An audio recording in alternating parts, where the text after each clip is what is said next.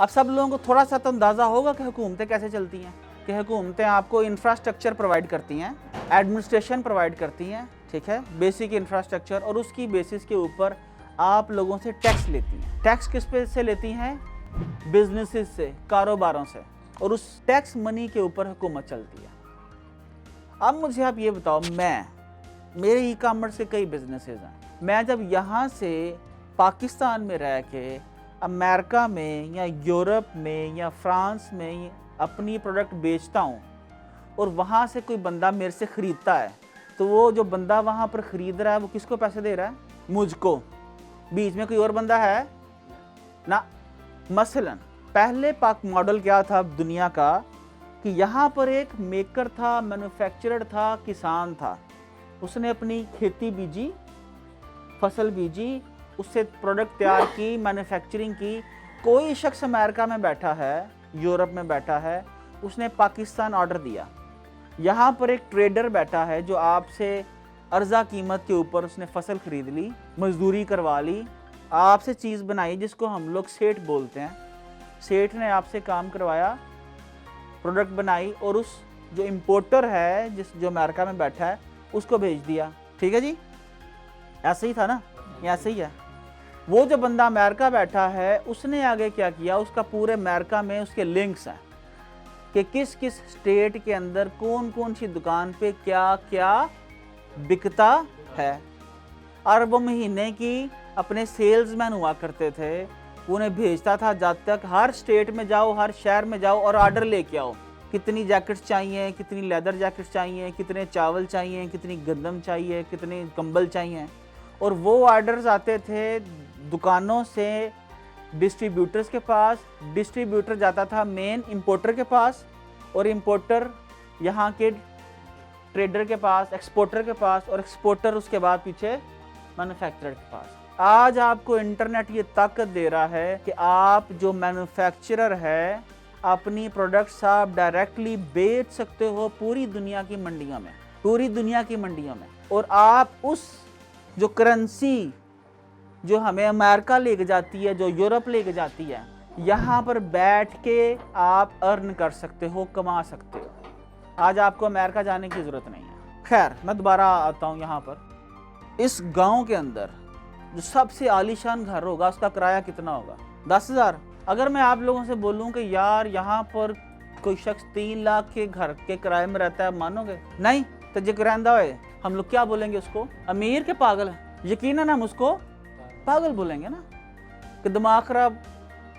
तो 3 लाख रुपए घर का किराया दे रहा है। 3 लाख हमारे लिए है। अमेरिका में अगर मैं आपसे ये बोलूं कि हर शख्स 1-2 मरले के घर का तकरीबन 3 लाख रुपया किराया देता है, आप बात मान जोगे? क्योंकि उनके लिए क्या है, सिर्फ $2,000।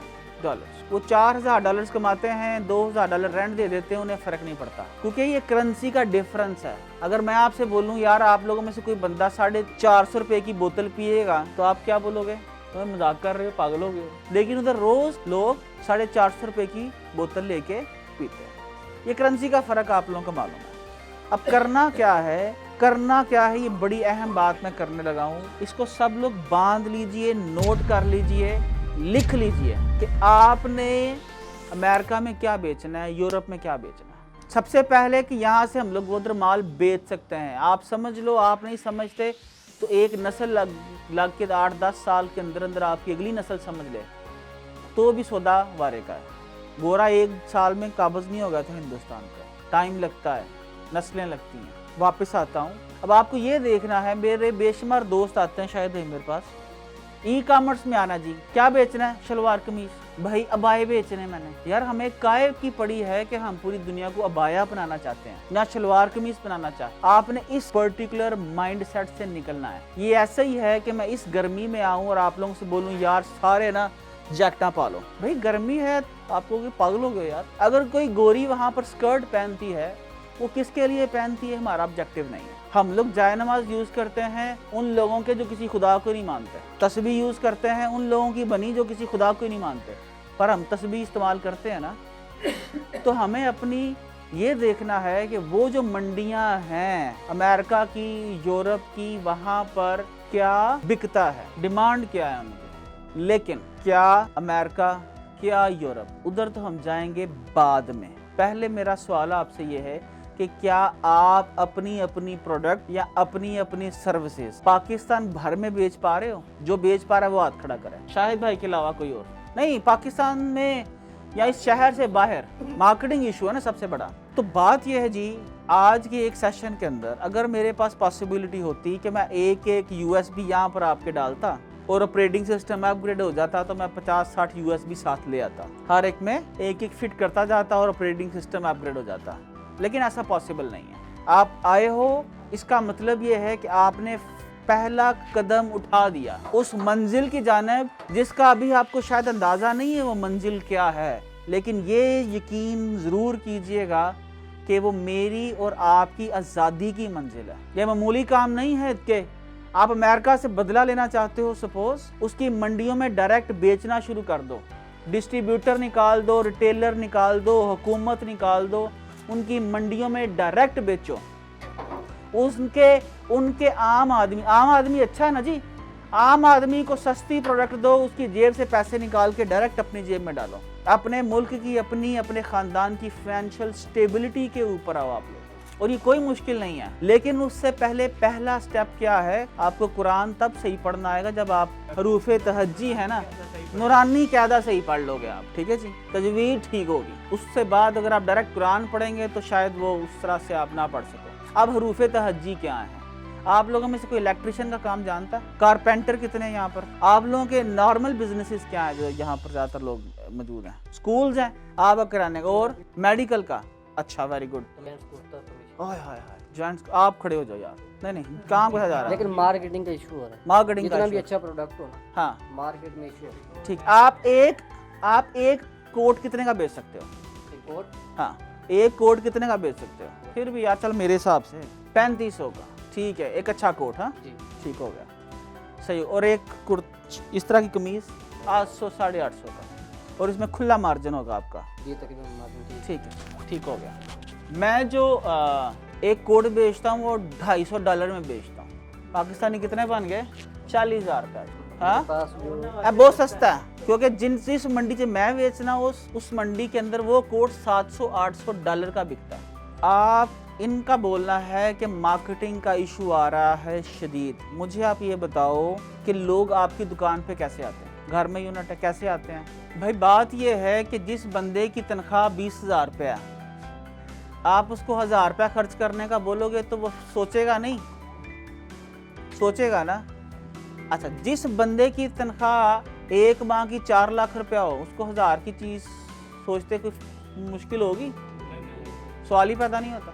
1000 वाली चीज़, वाह वाह वाह वाह वाह वाह, वो नहीं लेगा, वो क्या 2 नंबर है। अगर नहीं 2 नंबर है, मुझे ये चीज़ इतने की ही हो सकती है, ठीक है जी।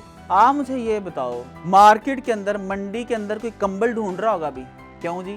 सर्दियाँ नहीं पहनती थे? सर्दी होती है ना यहाँ पे, तो कंबल क्यों नहीं ढूंढ रहे होंगे लोग?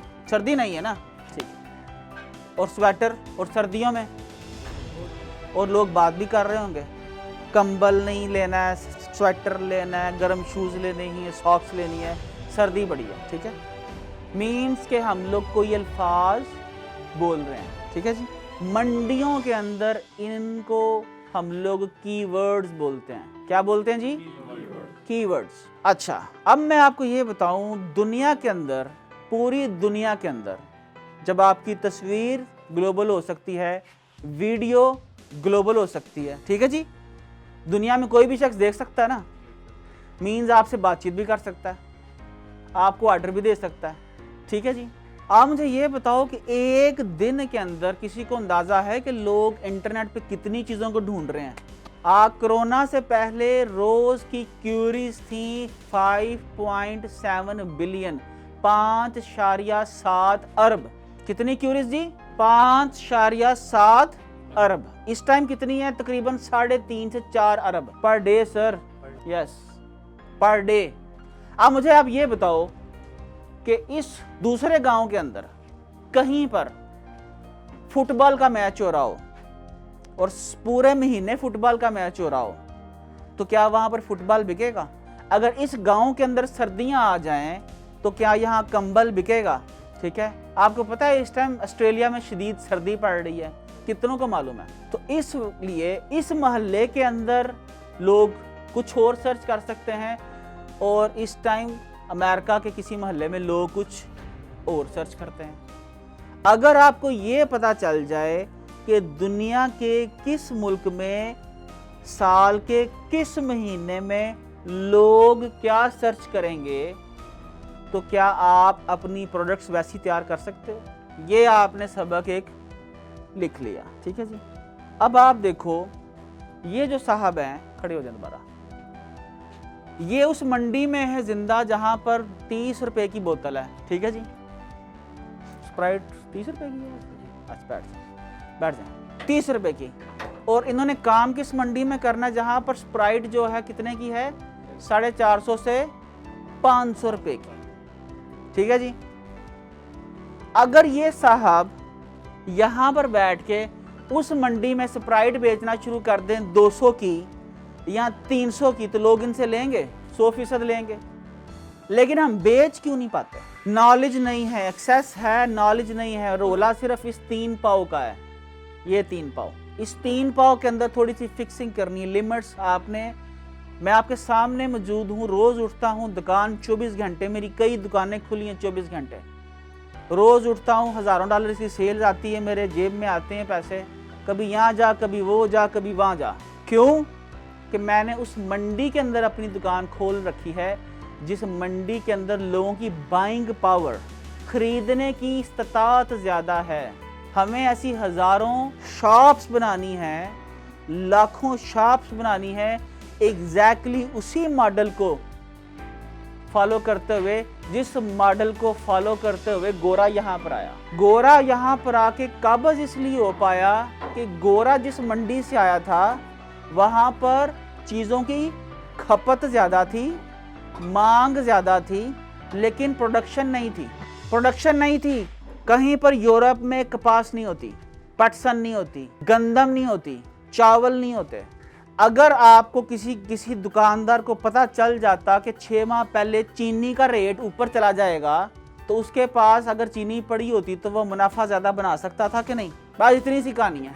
आपको ये जो टूल्स हैं, मॉडर्न टूल्स, जो मैंने खुलजा सिमसिम में डिस्कस किए, वो आपको बता देंगे कि दुनिया के किस मुल्क में, किस महीने में, किस कीवर्ड की सर्च कितनी है, ताकि आप अपनी प्रोडक्ट्स उसके मुताबिक तैयार कर सको और वहाँ पर बेच सको।